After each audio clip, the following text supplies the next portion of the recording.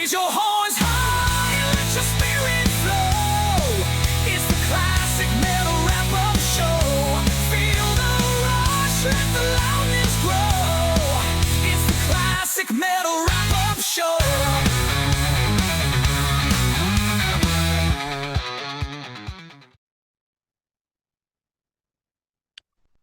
All right, let's pipe in my video, guys, because I'm on scene. Oh, there you are. Oh, Yeah. all right. Well, Ladies and gentlemen, I made it. And I'm teching for Bill Ward, as you can see. I've been teching for Bill Ward where the naked shirt crew. oh yeah, with the Yeah, he needed me to set up the Ludwig drums to get the sound right for this big shenanigan or festivities they're having out here at in Birmingham. So it was a long flight, man, and people were looking at me weird because I got the call from Bill and he said, from Bill. It was Bill, the guy. "Oh, absolutely, it was Bill Ward." Yeah, I've done some work for this gentleman before. Evil's a tech, so. He gave me this call and he said, Evil, I need help with the Ludwig drum kit, mate. And I said, all right, I got you, Bill. So the one condition to get the gig was he didn't want to be the only one shirtless, so Evil had to show up shirtless. And Yeah. yeah. So Yeah, I saw he took the shirt off towards the tail end of the Sabbath set. Oh, that's Bill's. It's kind of his MO. Since. Well, the wait a 70s minute. Do you? I mean, I know you're shirtless just to kind of have him feel a little less weird about it at his age. 7, I think is his age. Yeah, absolutely. But he could have gone sleeveless. He could have done a Neely.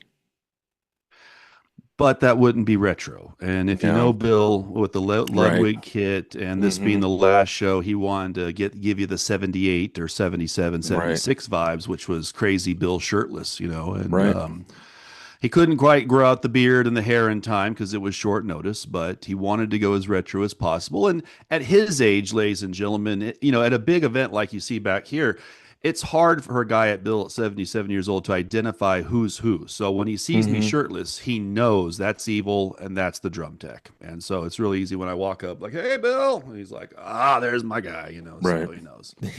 Because there's literally hundreds of guys back here, I'm telling you, and they all got black T-shirts on, and half of them say Black Sabbath. And only one of them. How is Bill going to know who the fuck you are when everybody's wearing the same fucking shirt? Yeah, he'll know it's the guy saying I'm busy. That's not you. Right? Yeah, exactly. He'll know. He'll be able to spot him in a hot minute because he's got the PB&J sandwich in hand while he's backstage. So, yeah. Out of curiosity, I mean, was there any talk of Ed Trunk not making the trip? Because that's been a big deal. If you follow Ed, I think you're aware that he said some things. Yeah, not super critical. I mean, it's nothing that any fans haven't said about Ozzy over the years. And he used to be on the Boneyard, which is Ozzy's Boneyard, and then he got booted. Probably, Sharon's doing there. But anytime he had tried to book Ozzy, it always got shut down. But any talk about Sir Edward Trunk not making the trip? Well, Evil didn't want to, rub salt in anyone's wounds, but, I'm here. Eddie Trunk's not here. Chris Aiken's not here. Right. Charlie Kendall's not here. Wendell Neely and Don Dokken are not here. Right. So it kind of tells you who's who in the rock industry. And I'm just saying, some of these guys, let's just put it this way. When I was in tech training 101 in my early years, Young Evil, back in the Hollywood days, they told me straight up, you don't ever cross an Arden. And that means any Arden, her dad or her or anyone, any Arden in that family in the business, you don't cross them. You cross them, you're fucked. You're going to lose gigs. You're going to be blacklisted. They're going to try to screw you. So best bet is to, lay low like Evil does. Do your job. Shut your mouth. Know your role. And then when Bill calls, then I get to fly over shirtless on a flight to Birmingham. So yeah. Well, and what's your thoughts on this being the last performance? I mean, it's got to be, right? I mean, Ozzy was in a chair. It's this is the end, ladies and gentlemen. I think when they truly meant that, I can just say from behind the scenes, from Bill's perspective, this is the final shot he had, in the gun to do some Sabbath songs and give him what he had. And I know some people are out there talking trash, but let's see you at pushing 80 Mm, years old get up here and double bass and hit the snare and the stuff the way that guy does. So right. for his age, with a lot of rehearsal, I don't think Ozzy can rehearse much. That's just the word. So any rehearsal was just Geese, Tony, and Bill trying to work out the rough arrangements. And so, you know, I this my feelings on this is definitely the final. This was it. This was what Ozzy had left for you guys. I hope you enjoyed it. I think we'll go over it. Evil took a lot of notes since I was backstage in between working. I was able to be behind the scenes and see some of the bands, and so yeah, it was a good time had for all. I'll be honest with you, Right. I was going into it with a negative impression, and I came out with it feeling like this was a good send off for a guy in a band who pretty much can't do any more than what they've done. So. The one thing I thought about towards the tail end, and I'm thinking like Sharon, it's like, oh, he did 60 minutes. Could he do 90? And could we do a residency in Vegas with 3-4 days rest? Well, Prop him up there in the chair and get a new young band behind him and go for it. Make more money. Well, if I'm not mistaken, Tony's 78 or 79, Bill's 77, Ozzy 76, and Giza 75. So they're all well past retirement, Right. AARP. If they were Americans, they would get the Medicare and the Medicaid for the seniors. Whatever. I'm just saying, like these guys are in that boat. Like so, Sharon, you made your dough. You got your rebroadcast money all Mm-hmm. around the world, and a lot of people Right. pay. It was packed house by the end of the night, the way it should be. The Sure. stadium was full. You sold a lot of Back to the Beginning T-shirts and hats. So you raked in some serious cash for somebody. Now it's supposed to go into charity, and Charity. that'd be Yeah. cool if it does. Yeah, I hope a good percentage of it does. But uh, you know, residency, I don't think you're getting more than what you saw here. Right. So if you think you're going to get more than 30 or 40 minutes from these guys at that age, you're kind of, no, that's just not happening. Right. What who do you think was the band that Sharon basically alluded to that she threw off the bill? Well, just from a educated, we'll say semi-educated Right. guess, I would say there's only two bands that are on the list, and the top band would be Iron Maiden with Rod Smallwood, and the fact Right. that he's probably never going to do what Sharon Hmm. tells him to do. I mean, he Right. doesn't need to. Yeah. It's Rod Smallwood, he's got Iron Maiden, he can sell out soccer stadiums in any country in the world. He doesn't, no offense to Ozzy and Sabbath, but Iron Maiden affords their own path. It's as equal and as impressive, and honestly, at this age and this stage of the game, more impressive. They're staying out there doing huge runs. So, no, what does Iron Maiden have to do? Again, I think the Bruce Dickinson angle with Sharon is also going to be a hot Right. button topic there. So that's probably, there was actually some mending of some fences here at the event that I was surprised to see. So, Hmm. because there's some people on stage that we all know that she's not had a particular Right. fondness for over the years. But my guess is in certain cases, maybe even the Oz man himself said, no, this is who I Right. have on my list who helped me get here. And maybe in some cases, I think Ozzy might have just, kind of had to put a foot down. Jakey Lee, Yeah. examples, is going to find a way to make sure he makes an appearance because that guy played a huge role in his band. Now, we'll go over the list of issues that happened here at the event that we can talk about the good and the bad, the pros and the cons. But no, if she's asking for that, then she better be finding a hologram like we talked about before. Right. Yeah. Right. The hologram. I think. Yeah. Hologram on vocals and maybe a hologram drummer because I'm telling you, old Sure. Bill is that was all he had. Right. So yeah. Yeah, I mean, I thought it would. It's for some reason people were saying Megadeth, but she singled out the manager too, and Megadeth doesn't That have doesn't have a a management issue. big manager name. The other one that came up that I thought it could have been the Motley guys without Vince. It could have been Nikki and Tommy Mhm. because they have Kovac, and that's a big name. That would be an option on the Yeah. table, and they definitely, again, you would think there's a couple of, I can name a couple more that I thought, well, Ozzy did big tours with these bands, and some of Mm-hmm. them multiple runs of multiple dates in different regions and stuff. So you would think that a Motley Crue, i.e., would Right. have that opportunity. But again, managers, maybe what's going on with Vince might Mm-hmm. have been an issue. Maybe they wanted the full crew, and maybe they couldn't get the full crew because Vince is not Right. able to at the moment. But again, it's odd that they wouldn't have had a T-Bone or a Nikki Six Right. at least for a jam or something. Exactly. You're bringing in Travis Barker, but not Tommy Right. Lee. That's Yeah, kind he's of like weird. dollar store So Tommy Lee, right? I yeah, mean, so get the real, get the real deal. Yeah. So we'll get to the drummers later because I took, Evil's a musician. I took the notes here on who right. who was on there per game and who was, slouching it. Mm-hmm. But yeah, no, the crew is an option, Maid's an option. I only think sometimes Mega Dave could get into this issue as if they said, "Here's the invite, but this is your time slot," and he went, "I'm not opening for Metallica and Slayer or whatever." Well, So plus, that guy was there. that I was definitely, mean, if that was a part of the jam, then yeah. that might have precluded him and his, maybe God told Dave, "Don't He come told here." him don't come because the other preacher that does that hand motion was there. Exactly, and this obviously is not with Oz and Right. Tone and the boys. This is we're not. This is going to be dark and evil, Dave. This isn't. I mean, again, we'll go over it, but man, when you have a Tom Araya on stage Mm-hmm. screaming "God hates us all," I don't know if that fits Mega Right. Dave's opinions these days. Right. So, well, where do you want to start with this massive event? Oh boy, I don't know. I mean, I guess just pick it up wherever you want. I know. I watched bits and pieces as it popped up. I guess the first thing that I caught was the Steven Tyler, which people are freaking out. Sounds good and sounds great, which he did. But I think you also have to look at it. It's when's the last time this guy performed, and how much rest has he had? Could he grind it out? With the 3-4 shows a week. I don't know. Definitely, you would definitely have to ask that question.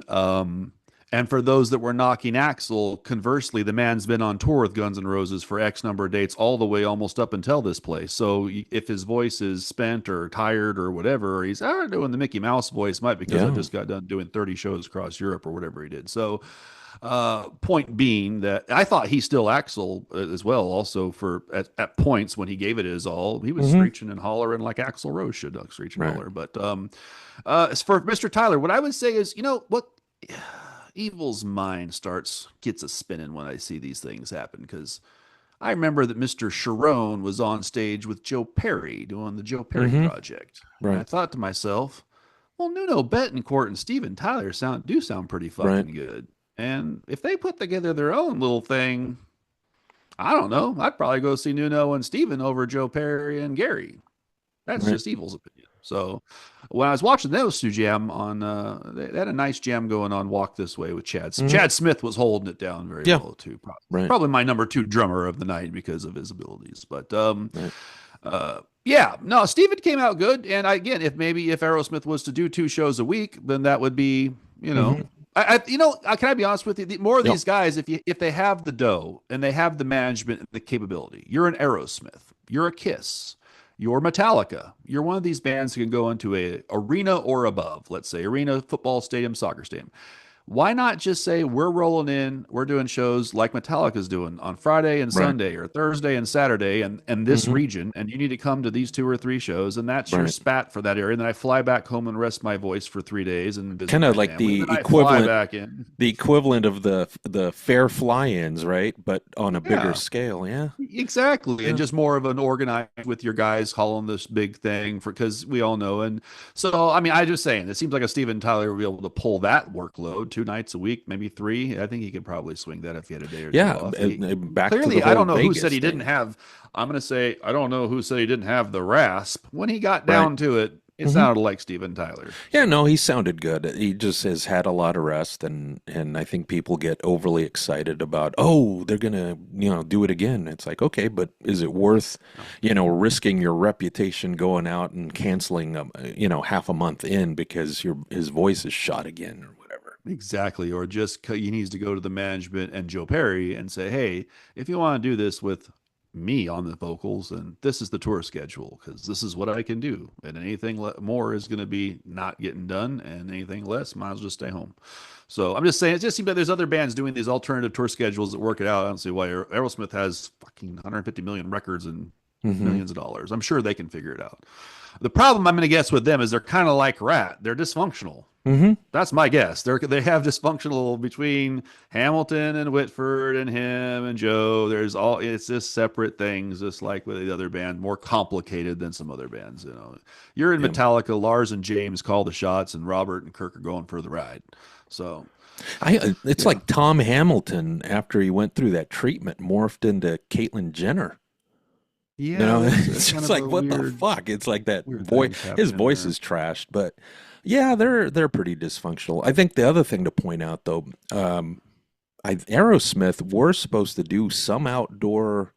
I think it might have been a stadium show in Boston with, and Extreme was on the bill. It was one of those shows that got canceled at some point. It might have been the Black Crowes as well, but yeah, I mean they've paired up with the Extreme guys a few times. Yeah, but yeah, the local boys very familiar with each other. I just thought that Nuno could fit the part if Steven ever wanted to have a Steven Tyler solo band. So was Ricky Rocket missed in that? Because that's the first thing I thought. Black Sabbath. Oh, Ricky Rocket's got to be involved in that too. From my understanding, Bill Ward said no pussy drummers allowed. So did they invite the White Lion drummer that Aiken and what's his face are friends with? Again, I can't confirm the list because Bill didn't show it to me, but the rule was Bill Ward says no pussy drummers allowed. No pussy drummers. Now, keeping in the theme though with the classic rock guys, so I did see Hagar's stuff, the performance. He did Rock Candy, the Montrose tune. It was kind of flat, right? I mean, it wasn't good. And neither was Flying High Again. I mean, it could have been good, but it just wasn't.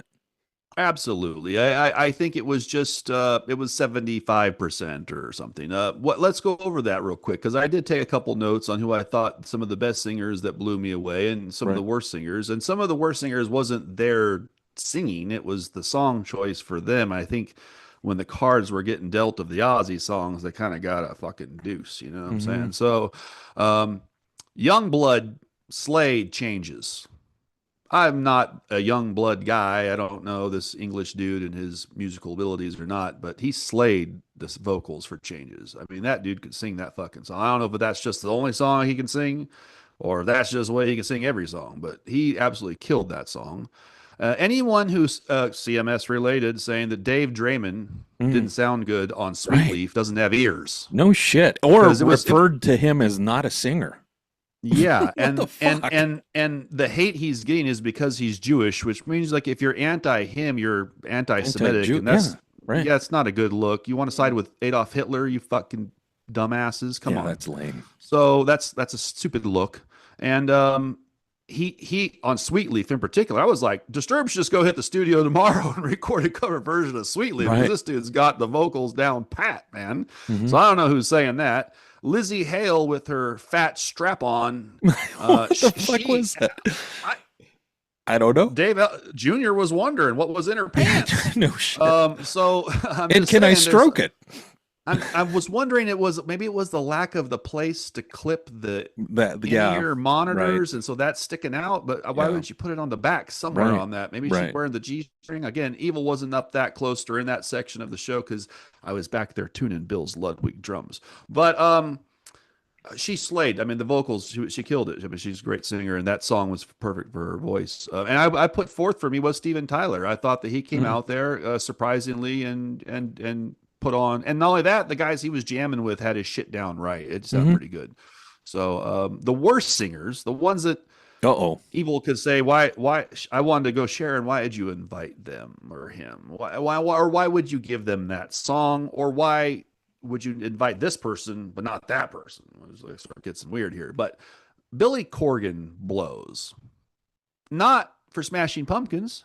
I don't necessarily hate. I don't listen to Smashing Pumpkins. I don't own a Smashing Pumpkins disc or anything in my collection. But if it came over the radio, I wouldn't immediately change it if it's one of his hits. He can do Billy Corgan Smashing Pumpkins just fine.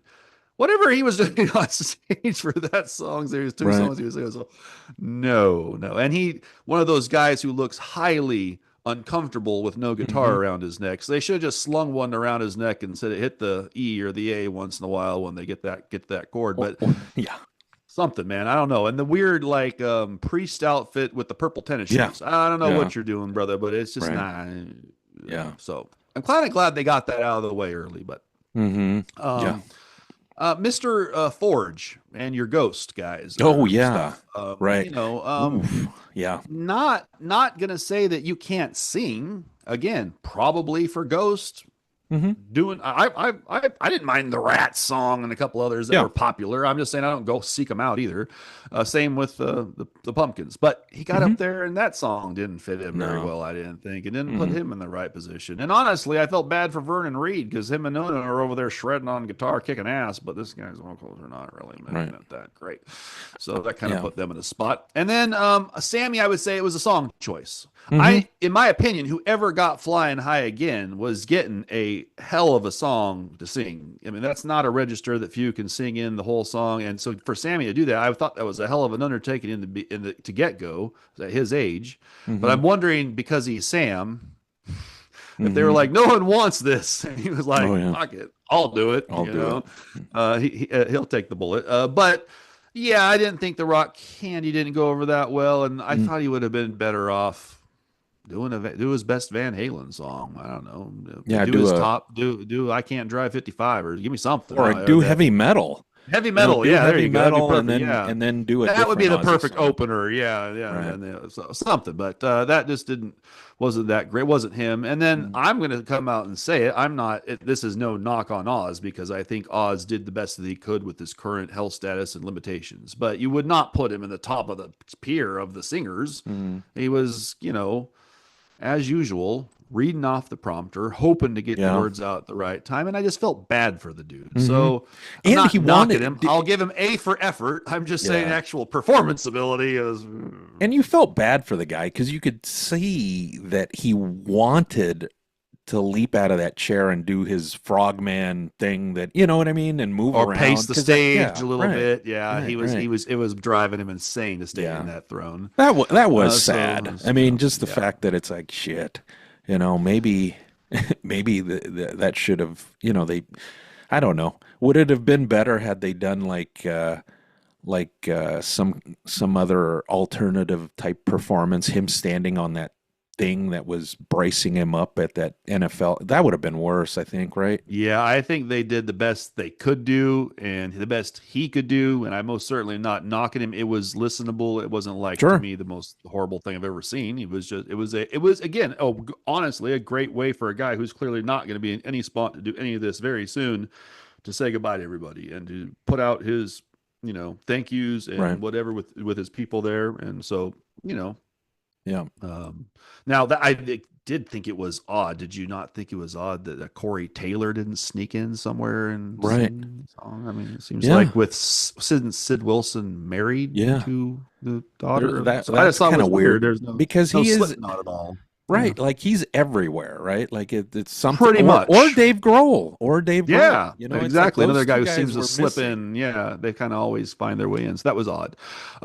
Best drummers of the night for me were definitely Danny Carey of Tool. Can fucking do no wrong, and the dude can play almost the covers, the Tool. You get the impression they could have been like just calling a song, like, okay, we'll do it right now, and I've never even played it with you before. Chad Smith obviously swings and has better ability than people really realize. And I can never knock this dude. Charlie Benante is a machine. Oh, fuck yeah. Charlie Benante. Now Billy Milano, he might be a woman in disguise, but he absolutely, even if he was in high heels and a dress, if he's playing drums like that, any band's putting behind the kid, because the dude is a machine. I mean, he just plays this rapid, and he has all his shit down tight.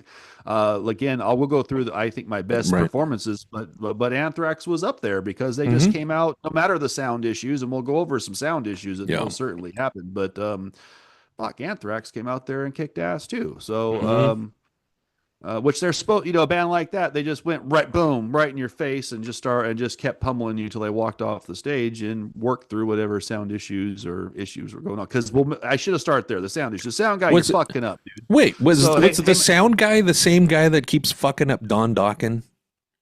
Well, we're going to call Neely tomorrow, me and Bill, and we're going to ask him. And then we're going to go back to Sharon and say, there can be no Las Vegas residency with this sound man because it's Don Dawkins sound man, and he's not doing it right. But, like right from the get-go, Mastodon, Brand Daler, the drummer, is their head lead vocalist. And the first half of their saying there's no vocals from the drummer who's singing all the song, dude. And any sound guy wouldn't have noticed that, hey, I got no vocals going on. I got to find a fader here and fucking fix this issue because Brand's back there singing his heart out and you can't hear him. Now, when you could hear him during the second half of the song, he sounded great. But overall, I thought the Mastodon jam was pretty cool. But tech issues, Jakey Lee out of tune, guitar issues out of tune. A lot of guitar players are out of tune on this thing, on some of these jam things, because I don't think they had dudes quite on the case like Iommi and Hetfield are bringing their own dudes in this house. But some of these other guys are using one tech for all of them, and that kind of led to, like, I think Jake didn't get to shine as much as he could have or would have if his guitar was. You could tell look at his face. When he started the song, he looked down and went, oh, this is not. Yeah. He actually, I think, moved his hand to adjust where on the fretboard where he's going to have to be to make this work, which shows you how good Jake E. Lee is to adjust on the fly. But so tech issues. Well, yeah, we could just say that, in the end, no matter what sound issues you give, if the guy is 78 and 76 and 77 years old, the songs are going to sound a little slow and plotty, and Ozzy can't rehearse. So Bill's, kind of going in blind on the arrangements. I mean, some of them, and then some of them, as y'all know, have the jammy stuff in the middle before it comes back around at the end. And you kind of have to do that a few times if you're going to do it right. So you could tell on some of them, they were like, what the fuck are we doing? Luckily, Tony played him through it, and him and Geezer figured it out. But the point I'm trying to make, it wasn't sound-wise or gear-wise, probably, Right.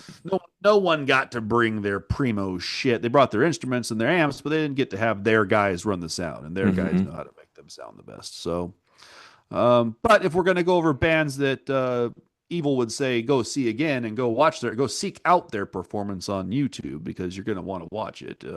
I thought Tool did a really cool version of everything, their own shit, the fucking Sabbath shit, and it just showed why they're one of the top bands in the world right now. Mastodon had some cool jams. I mentioned Anthrax killed it. Slayer, Tom Araya, despite age, sounds like Tom Araya, ladies and gentlemen. The vocals don't really lag at all. I mean, Tom gets up there and screams in your fucking face like Tom Araya's always screamed in your face. So props to Tom and Slayer and they did a cover. How often do you hear Slayer do a cover, ladies and gentlemen? Right. Yeah. They don't do other people's material. So for them to go out of their way and learn a Sabbath song and bring it to the table and play it shows you how they truly feel about Black Sabbath. So I would say then Lamb of God and Pantera were both very good, Metallica, I don't know about the songs that James was. That was kind of, yeah. Axl came out hot and angry, and they had some piss and vinegar, but his voice sounds like he's been on the road for the last year, and he probably has. Yeah. So some of them I'm saying, you could tell they weren't, even if they were jazzed for it, couldn't quite give you their A+ game. They're giving you the B+ or the A game. So right.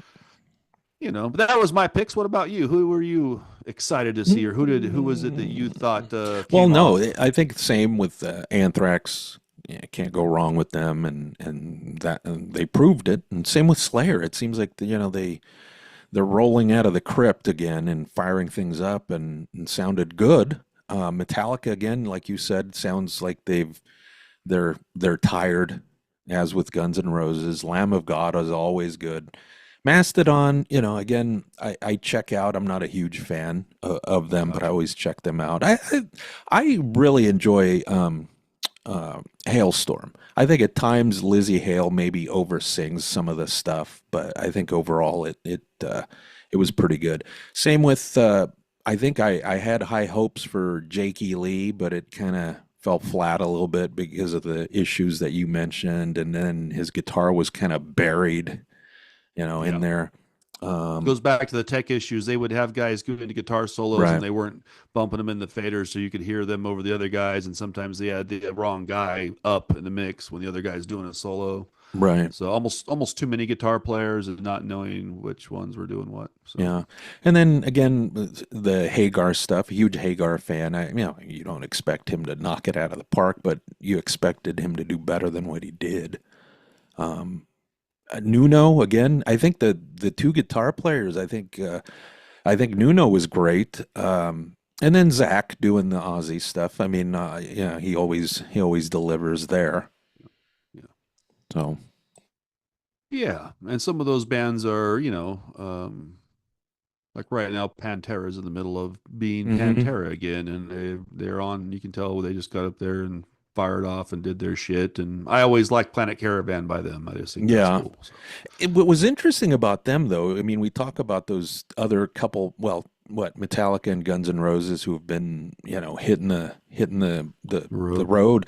Pantera has been doing about the same. They didn't sound as torn up as those other two bands. No, Phil's got one of those voices, I think, because maybe the high end, some of that old school Cowboys from Hell high end is no longer there. But he always sang in a mid to low register the best, right. and as he gets older, that just gets stronger. And so I see no depreciation in Phil Anselmo's vocal ability singing the stuff for the most part. So, and anyone that does, it's so minor, it's so no. And let's also be honest. I mean, although Phil had his problems back in the day, at this point in time, he seems to be a pretty healthy, straight individial and got his shit worked out. So. Right. That probably helps. What do you think is Dave Ellefson's value in this whole thing? Because I mean, he got inserted in there, and I was just like, did he pay to be there? I mean, I'm just like, what's this guy doing there? Well, I think it probably deserved to have a Megadeth representative somewhere in the mix, and if Megadave and the band itself wasn't going to find their way in here, then maybe that's where that came in. But I give him credit. He played bass great on the songs that he did, and as usual, like Rudy Sarzo, a pro's pro, is going to walk up with the songs. If you say these are the songs you're doing, he's showing up and playing the songs the way that they're supposed to be played. So, but yeah, I mean, right. I feel bad for the dude. He needs his spot back. Let's just be straight. Megadave, I don't give a shit what you say, dude. The whole thing about the Megadeth was the two Daves, you and Junior. And so it's just, I don't give a shit. Like, what, he jerked off? Who fucking cares? The chick was hot. Okay, whatever. Age, she turned out to be legal. What do you care? Who fucking gives a shit? So was it perfect? Was it what you want to be doing? No, but me and Bill Ward are back here shirtless, Dave. So I think he'll be back. Here? He'll be back at some point. He has to come back. That's the thing about that. It would only make sense. Come on. The only thing that really makes sense if you're, again, truly seeking out final dollar signs and putting a bow on your career, Megadave, is to get Marty Friedman on lead guitar and Junior on the fucking bass guitar. And you can't have the drummer we all know you should have because he's dead. So why don't you go get the next best guy and get that shit on the road? That's just evil saying business wise. I don't know how much time Dave Mustaine has. He's fought cancer. He's did this and did that. Dude, you could probably get one big ass monster world tour with a lot of bucks coming your way if you just shut up and put the right dudes in their spots and just said, here's your way you travel, here's how you travel, and here's how I travel, and we'll see at the show. So I don't know.